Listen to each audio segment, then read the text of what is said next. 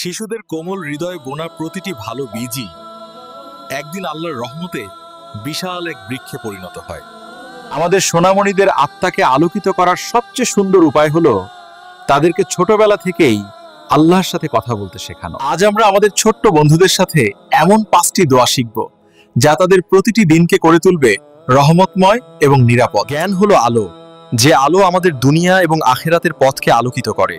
তাই প্রতিটি ভালো কাজের শুরু হোক জ্ঞানের অন্বেষণ দিয়ে। রব্বি জিদনি ইলমা, রব্বি জিদনি ইলমা। এই পৃথিবীর প্রতিটি পদক্ষেপে রয়েছে আল্লাহর সুরক্ষা।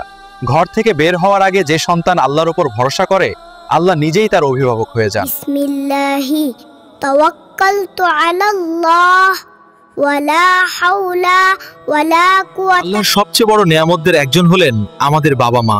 যে সন্তান তাদের জন্য দোয়া করে, জান্নাতের দরজা তার জন্য প্রশস্ত হতে থাকে। রব্বিরহামহুমা কামা রাব্বায়ানি সগীরা। আল্লাহ আমাদের যে অগণিত নিয়ামত দান করেছেন তার মধ্যে অন্যতম হলো খাবার। প্রতিটি দানা শস্যের জন্য শুকরিয়া আদায় করা একজন মুমিনের পরিচয়। বিসমিল্লাহি ওয়া আলা বারাকাতিল্লাহ। বাবা, খাওয়া শেষে কি দোয়া পড়তে হয় বলো তো?